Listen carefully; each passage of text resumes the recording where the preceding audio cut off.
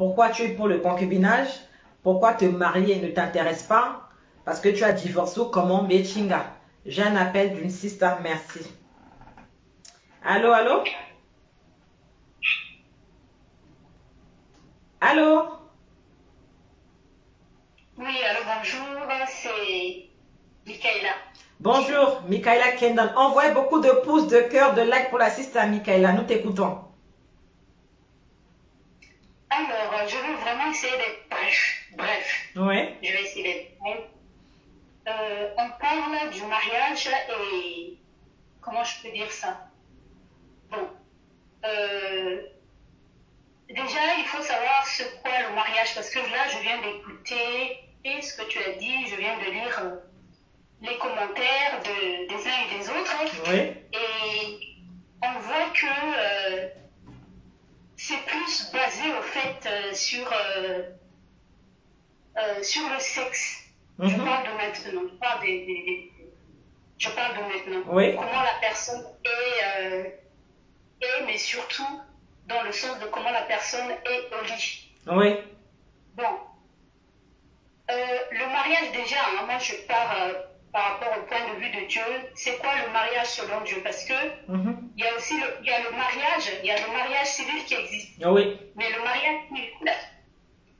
mariage civil n'a pas toujours existé, n'est-ce pas? Le mariage civil existe seulement, je parle de la France, en 1792. D'accord.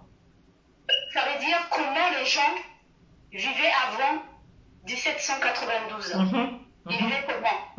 Et puis comment Dieu considérait ces gens-là avant que la loi ne sorte tous ces conditions-là. Avant, les gens se mariaient à l'église. Ils allaient à l'église parce que le prêtre se disait voilà qu'il représente Dieu sur terre et c'est lui qui doit unir les gens. Et les gens qui ne passaient pas par l'église, ils étaient considérés mais voilà, quoi, comme des diables. Wow.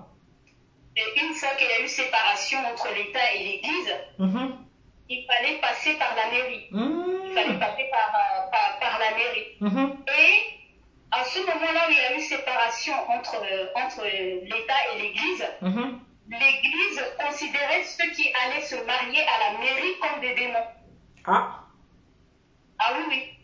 C'est pour ça que j'ai dit je vais être bref, parce que je ne peux pas tout raconter au fait, c'est trop long. Donc moi j'aime bien, moi je suis une personne, j'aime bien toujours aller à la source des choses. Hein? Merci. Et puis tu sais, j'ai aussi lu un verset dans la Bible, et ce verset-là, même il y a des pasteurs qui n'ont pas pu répondre.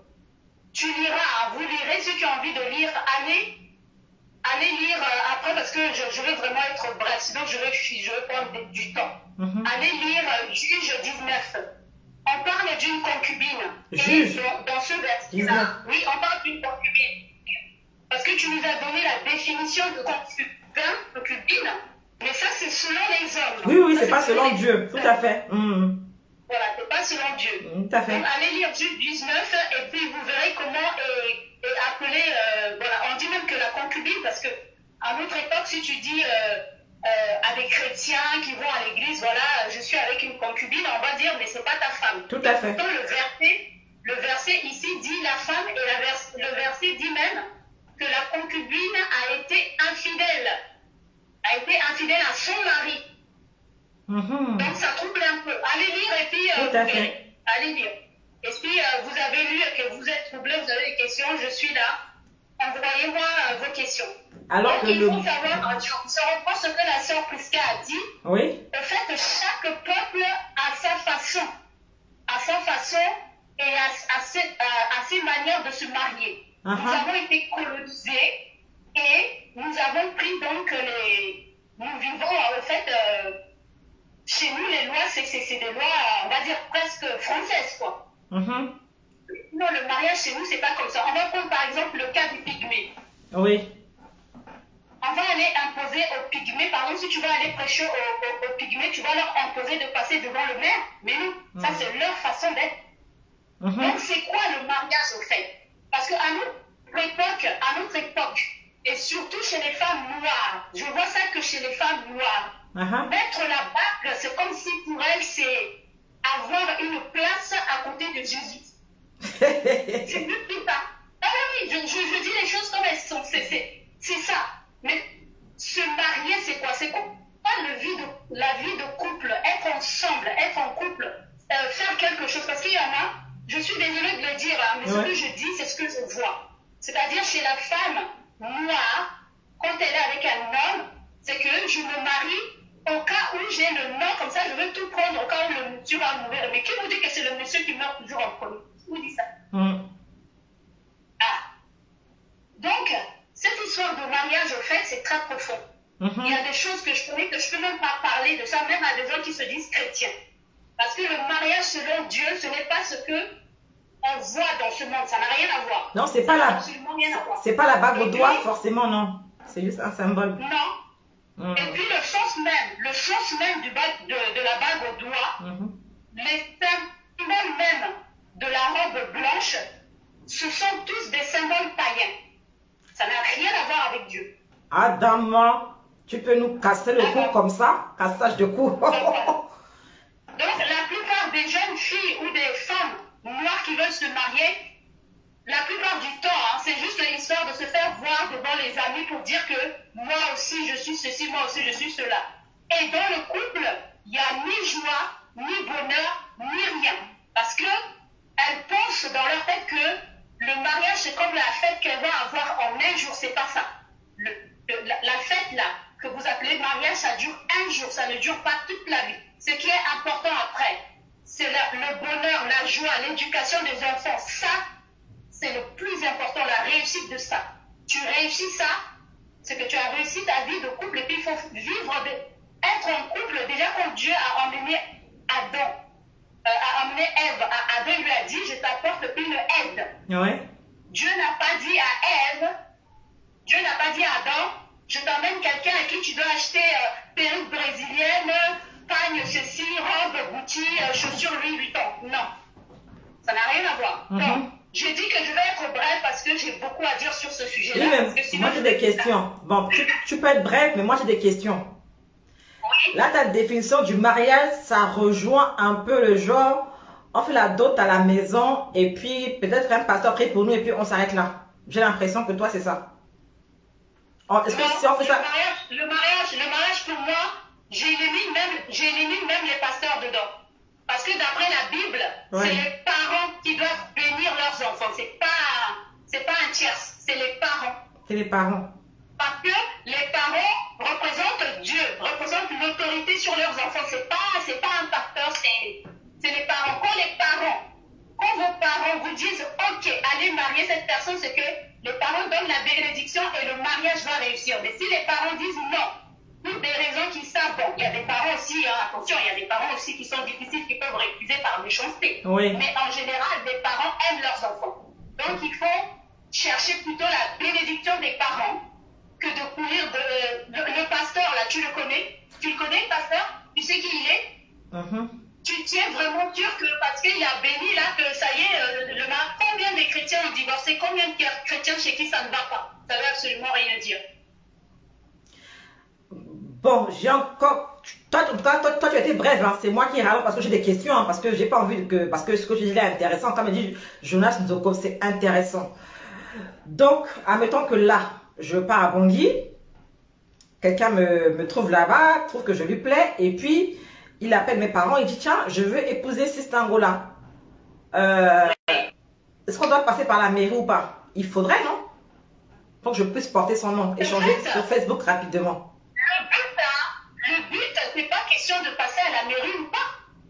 Le but, c'est que, qu'est-ce que toi et le futur mari, hein? Oui. Ce qui compte, ce qui va compter, en fait, c'est ce que vous auriez construit et qu'on aurait vu le résultat. C'est pas, moi quand je vois les gens avec les robes et tout ça, moi je suis pas, je ne suis pas Walt Disney avec qui se marièrent et furent heureux, non. Parce que vivre ensemble, être ensemble, et surtout quand il y a des enfants, et quand les enfants deviennent des ados, vous savez ce que c'est que surtout nous qui sommes en Occident, comment c'est que élever des enfants, c'est ça qui compte. Le mariage, c'est fonder quelque chose. Et c'est ce que vous fondez là. C'est ça qui doit réussir pour dire que ouais, ça c'est un couple.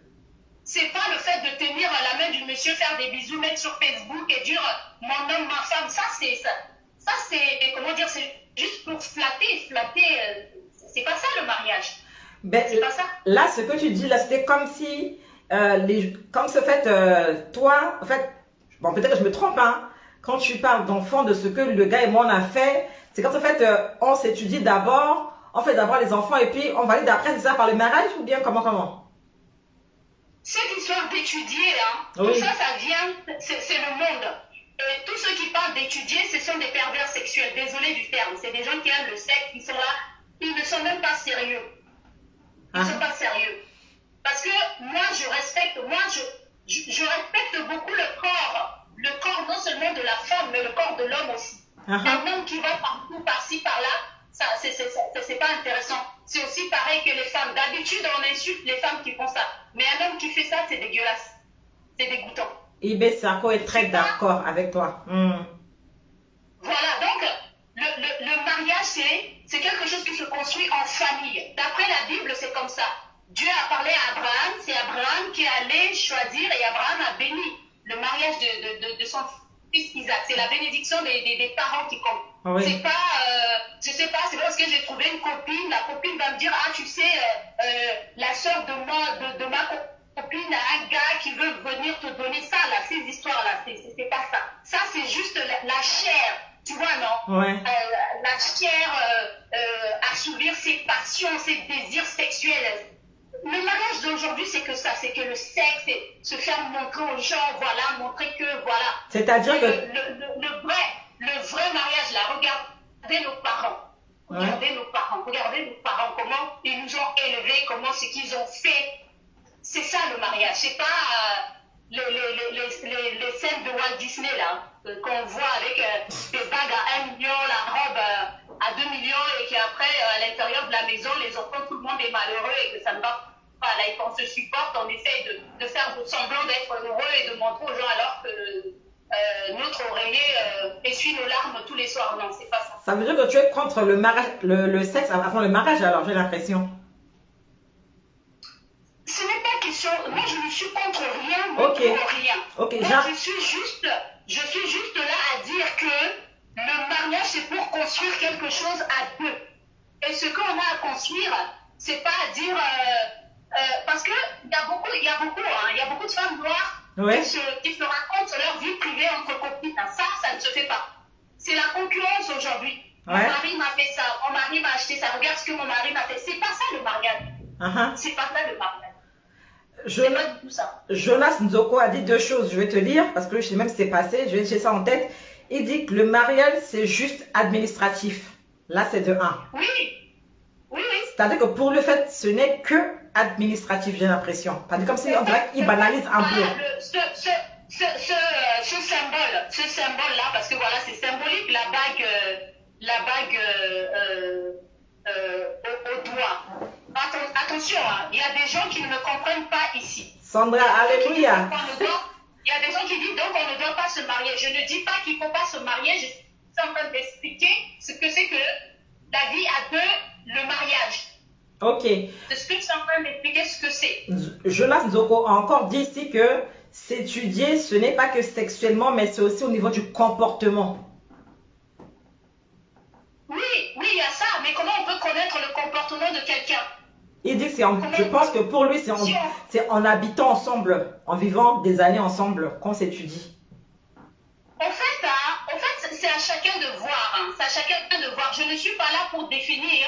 Moi, je ne suis pas comme dans les églises où, je ne sais pas, dans certaines, où on donne des règles, fais ci, fais ça, fais ci, fais ça. Parce que la Bible dit, si tu fais quelque chose sans connaître le sens, tu pêches. Il faut savoir ce que tu fais. Il faut savoir pourquoi tu le fais. Je ne suis pas là pour dire, il faut faire ça, ça, ça, ça. Moi, je suis là pour dire que si on veut se marier, vivre à deux, c'est pour construire quelque chose. Et si on a des enfants, c'est pour préparer des futurs citoyens et des bons citoyens. Voilà ma vision du mariage. Bon, comme j'avais dit tout à l'heure que j'avais 2 personnes de ma famille qui ont refusé un mariage restreint, qui ont dit non, nous on veut un mariage pompeux dans tout Bangui afin que à Sambaïga que ni marié. Et finalement, l'un des conjoints était contre et ça a duré des années finalement. Dans les 2 couples, alors qu'on a accueilli finalement mariage à Galindango, tu en penses quoi? Qu'il faut que ce soit vraiment pompeux, que tout bon gars marqueni, mais tout France a une mariée. Moi, ce que je veux que ça soit pompeux et qu'on sache que voilà, c'est la réussite du couple, le mari, la femme et la réussite des enfants. Ça, là, on peut sonner le clairon. Mais les histoires de faire le mariage pour que tout Bangui, voilà ça, c'est des gens qui regardent trop Walt Disney Cendrillon. Ouais, ouais. Merci beaucoup, Michaela. Merci. Parce que, je vais donner un exemple avant de finir. Oui. Vous savez, Poutine, dans son pays, oui. Il donne des médailles, il me semble que ça se faisait aussi au Centrafrique, il donne des médailles à des parents qui ont très bien élevé leurs enfants et qui ont bien grandi. Ça c'est ça que j'appelle un mariage qui a réussi. Le reste, hein, faites ce que vous voulez, les fêtes, les bagarres, à 1 million, Louis Vuitton, tout ce que vous voulez. Mais si à la fin c'est pour que les enfants se retrouvent au foyer ou en prison,